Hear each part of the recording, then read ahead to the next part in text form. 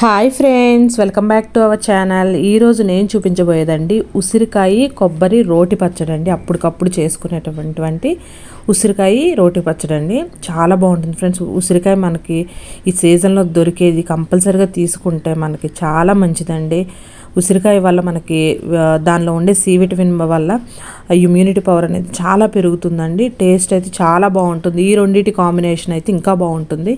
మనకి ఉసిరికాయలో vitamin C ఎక్కువగా ఉండటం వల్ల మనకి హెల్త్కి అనేది చాలా మంచిది. ఎవరైతే నా ఛానల్ని ఫస్ట్ టైం చూస్తున్నారో ఒకసారి సబ్స్క్రైబ్ అయితే చేసేయండి ఫ్రెండ్స్. అలాగే పక్కనే ఉన్నటువంటి బెల్ ఐకాన్ని క్లిక్ చేస్తే దానిలో ఉండే ఆల్ ఆప్షన్ క్లిక్ చేయడం వల్ల నేను పెట్టే కొత్త వీడియోస్ అన్ని మీ ఫోన్కి వస్తూ ఉంటాయి ఫ్రెండ్స్. సో ఇదిగోండి చూడండి, నేను ఈ గిన్నె నిండా ఉసిరికాయలను అయితే తీసుకొని వాష్ చేసి పెట్టుకుంటున్నాను ఫ్రెండ్స్. వాష్ చేసుకొని వీటిని అయితే ఈ విధంగా చిన్న చిన్న పీసెస్గా అయితే కట్ చేసుకోండి. చిన్న పీసెస్గా కట్ చేసుకోవటం వల్ల ఏమవుతుందంటే మనకి ఫ్రై చేసుకున్నప్పుడు త్వరగా మగ్గుతాయి అన్నమాట.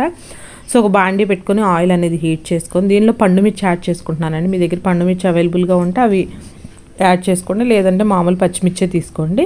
సో పండుమిర్చి అంటే ఆ ఫ్లేవర్ అది బాగుంటుందని నేను పండుమిర్చి యాడ్ చేశాను. కొంచెం ఈ మిర్చి అనేది కొంచెం ఫ్రై అవ్వనివ్వాలి. ఫ్రై అయిన తర్వాత దీనిలో శనగపప్పు అండి, పచ్చిశనగపప్పు అంటారు కదా, పచ్చిశనగపప్పు 1 టేబుల్ స్పూను, అలాగే జీలకర్ర కూడా ఒక 1/2 టేబుల్ స్పూన్ వేసుకొని మనకి ఈ మిర్చితో పాటు ఫ్రై అవ్వనివ్వాలి. సో ఈ ఉసిరికాయ పచ్చడి ఫ్రెండ్స్ చేసుకున్న రోజు పిల్లలైతే ఆ రోజు నిజంగా ఆ రోజంతా ఆ పచ్చడితోనే తింటారండి. అంత బాగుంటుంది. సపరేట్గా వాళ్ళకి ఉసిరికాయ మామూలుగా డైలీ తినాలి అని చెప్పేసి చెప్తూ ఉంటాం కదా, వాళ్ళు డైలీ తినడానికి మారం చేస్తారు కదా. సో ఈ విధంగా వాళ్ళకి పచ్చడి చేసి పెట్టారనుకోండి, చక్కగా నెయ్యి వేసి వేడన్నంలో పెడితే వాళ్ళు చాలా ఇష్టంగా తింటారండి.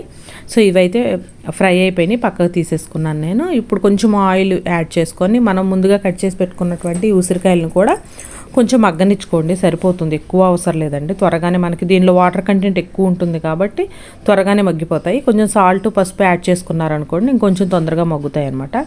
సో మనకి ఉసిరికాయల్లో ఫైబర్ అనేది ఎక్కువ ఉంటుంది కాబట్టి డైట్ చేసే వాళ్ళు కూడా ఈ ఉసిరికాయని ఏదో ఒక విధంగా వాళ్ళ డైట్లో యాడ్ చేసుకున్నారనుకోండి చాలా బాగా యూజ్ అవుతుందండి. సో దీనిలో కొంచెం కరివేపాకు కూడా యాడ్ చేసుకున్నాను. మన పిల్లలు రైస్లో కానీ కర్రీస్లో కానీ ఇలా కరివేపాకు యాడ్ చేసి ఇవ్వటం వల్ల వాళ్ళు ఏం చేస్తారంటే పక్కకు తీసి పెట్టేస్తారు కదా. సో ఇట్లా కారపొళ్ళు కానీ పచ్చళ్ళు కానీ చేసినప్పుడు అలా కొంచెం ఒక గుప్పెడు కరివేపాకు వేసామనుకోండి వాళ్ళైతే పక్కన తీరండి, ఎందుకంటే అది గ్రైండ్ అయిపోతుంది కాబట్టి. సో అందుకని అలా నేను యాడ్ చేసేసాను అనమాట. కొంచెం చూసారా, ఇలా మనం ఇట్లా ఆ ఉసిరికాయ ముక్కని గరిటతో నలిపినప్పుడు కట్ అవ్వాలన్నమాట. సో మనకైతే కుక్ అయిపోయినట్టు అర్థం అనమాట.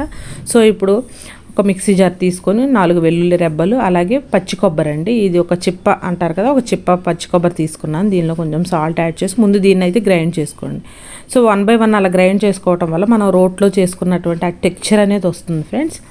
సో ఆ కొబ్బరి నలిగిపోయిన తర్వాత మనం ముందుగా ఫ్రై చేసుకున్నాం కదండి మిర్చి, ఈ మిర్చిని కూడా వేసుకొని ఒకసారి గ్రైండ్ చేసేసుకోండి. దీన్ని కూడా మనం దీనిలో ఇంకా పులుపు అనేది యాడ్ చేయట్లేదు, ఆ ఉసిరికాయలో ఉన్నటువంటి పులుపే సరిపోతుంది అనమాట. చూసారా, ఇలా బరకగా గ్రైండ్ చేసుకోండి, మనకి తినేటప్పుడు బాగుంటుంది అనమాట.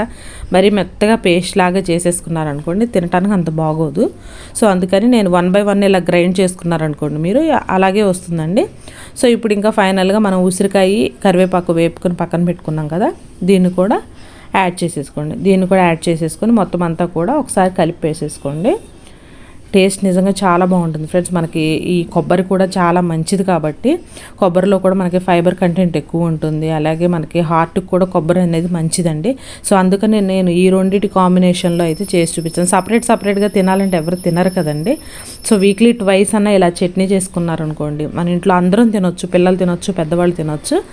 సో ఇదిగోండి, ఇంకా చట్నీకి అయితే పోపు అనేది రెడీ చేసేసే పోపు యాడ్ చేసేసాను. దీనిలో అస్సలు వాటర్ అనేది యాడ్ చేయలేదు. మీరు బయట పెట్టుకున్నా కూడా ఒక 3-4 days వరకు అయితే నిల్వ ఉంటుందండి. మనం కొంచెం క్వాంటిటీలోనే చేసుకుంటాం కాబట్టి సో నో ప్రాబ్లం, ఒక 2-3 days వరకు అయితే నిల్వ ఉంటుంది. ఒకసారి ట్రై చేయండి, మీకు కూడా తప్పకుండా నచ్చుతుంది ఈ ఫ్లేవర్ అయితే. సో ఒకసారి ట్రై చేసి మీకు ఎలా కుదిరిందో నాకైతే కామెంట్ చేయటం మర్చిపోకండి. సో ఇలాంటి వెరైటీ రెసిపీస్ కోసం మన ఛానల్ని సబ్స్క్రైబ్ చేయటం మర్చిపోకండి ఫ్రెండ్స్. Thanks for watching.